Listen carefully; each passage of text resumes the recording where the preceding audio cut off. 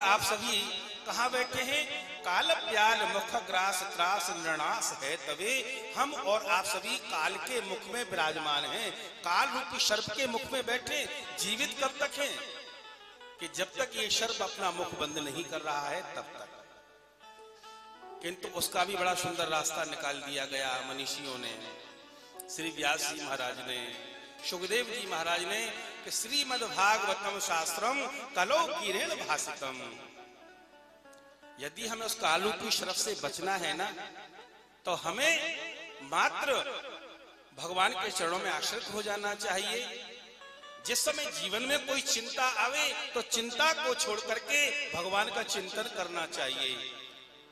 संचिंतये भगवतस्य चरणारविंदम वज्रांकुशध्वज सरोरुलांछनाढ्यं तंग रक्त विलसन नख चक्रबाला ज्योतिष्ण विरहात महदधर दयान्धकारम्। प्रत्येक प्राणी के मन में इस समय इतनी चिंता व्याप्त है, पता नहीं ये कोरोना रूपी महामारी कहां से आ गई। जीवन पर्यंत ऐसा कष्ट और ऐसा विरहद, ऐसा स्वरूप कभी देखने को मिला नहीं। परंतु एक बात समझ लेना, हमें चिंता नहीं उसकी, उसे चिंता हमारी है। और हमारी लाभ का रक्षक वह हमारा बांके बिहारी है। जब तक बांके बिहारी जी की कृपा हम और आप सभी पर रहेगी, निसंदेह किसी का बाल बांका नहीं हो पाएगा।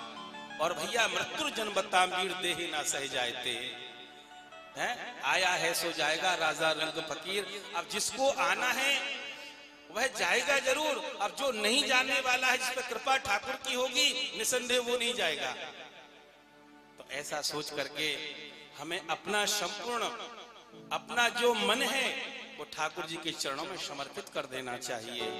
तो चिंता को छोड़ करके हमें ठाकुर का चिंतन करना चाहिए। बताइए, जीवन में कोई ऐसा है कि कोई विपत्ति मांगे? कोई नहीं चाहता। सब सुख चाहते हैं, संपत्ति चाहते हैं, ऐश्वर्य चाहते हैं। लेकिन भागवत में एक ऐसा भी कोई व्यक्ति है कि जब भगवान ने कहा कि क्या मांगते हो, तो उन्होंने क्या मांगा? विपत्ति। शायद कोई नहीं होगा कि कोई विपत्ति मांगता होगा। वो केवल एक कुंती थी।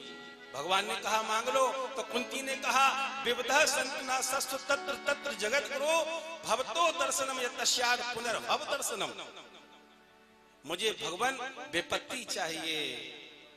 जीवन में कोई विपत्ति, विपत्ति का अर्थ क्या है? कि जब जीवन में व्यक्ति के सुख आता है ना, तो वह भगवान को भूल जाता है। और जब दुख आता है तो वह तत्क्षण भगवान को याद करता है। तो कुंती कहती है, हे प्रभु कि वा सुख के माथे सिल पर है कि जो हरि हृदय सो जाए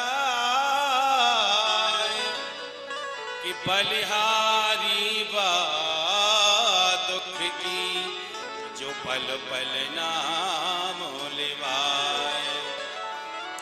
तो जीवन में दुख आना अति आवश्यक है, क्योंकि जब तक दुख नहीं आएगा आपको सुख की कभी अनुभूति हो नहीं पाएगी। तो दुख आना अति आवश्यक है। और जब जब जीवन में दुख आवे तो बस ठाकुर को याद करे। और ठाकुर को व्यक्ति तभी याद करता है जब जीवन में दुख आता है। अब किसी से कहा जाए, भाई तुम सुखी हो? बोले हाँ महाराज मैं सुखी हूं, परिवार सुखी है, सब आनंद में है। अब उससे कहा जाए तो भैया एक काम करो, जब सुखी हो तो एक काम करो, आप ठाकुर जी कथा करा लीजिए, भागवत कथा करा लीजिए। लेकिन सुख में तो है, लेकिन उसमें व्यस्त भी बहुत ज्यादा है। एक पैर उसका पृथ्वी पर रहता है, दूसरा पैर उसका फ्लाइट में रहता है। सुख तो है लेकिन व्यस्त है। सुख है जीवन में पर शांति नहीं है। तो तात्पर्य क्या है? उनसे कहा जाए कि कथा करा लो तो वो क्या कहेंगे? महाराज अभी नहीं, फिर कभी करा लेंगे। और जब उनके ऊपर दुख आएगा, कोई कष्ट आएगा, भयभीत होगा, बोले महाराज बड़ा दुखी हूं, बड़ा कष्ट में हूं, तो क्या किया जाए? बोले महाराज तब आचार्य जी कहेंगे दुख अगर है तो एक कथा कराइए, दुख दूर हो जाएगा तो तक्षण तैयार हो जाएगा।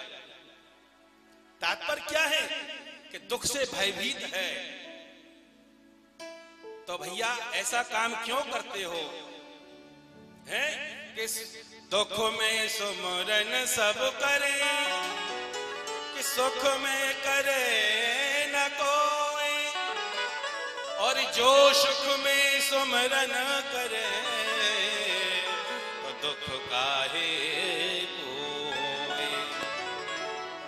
जीवन में यदि हम पहले ही ठाकुर को भजेंगे, ठाकुर की कथा को सुनेंगे ना, निसंदेह जीवन में फिर हमारे कभी कष्ट आएगा भी नहीं। ये ठाकुर की कथा है भैया। इस कथा को श्रवण करने मात्र से जीवन के सारे जो कष्ट हैं वो दूर होते हैं। अरे मनुष्य की तो बात करो, जीवित व्यक्ति की तो बात ही छोड़ो, मरकर के व्यक्ति जो प्रेत बन जाए उसका ये कल्याण करती है श्रीमद् भागवत कथा।